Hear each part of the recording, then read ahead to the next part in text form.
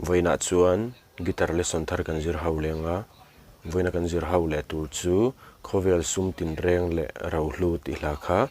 gitara Perhdan kan zir hawanga hela hi C in kan langa asanga F aniama G minor a minor chuan G7 hi kan hmang tel zeu boka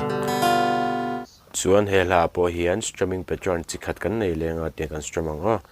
down down up ti kha no bu changa top thleng na kol leang down down up Khawvel sum tinreng le lunghlu kadilo nom sak na ne ti kha kan strum anga chuan a hlam biling karon play anga kepo hi khoi atak nge kan vua don ti kha kalo en non le lova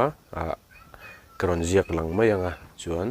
kepo vua chungin karon play anga si ki mang khan uluk din lo ngai thale don ne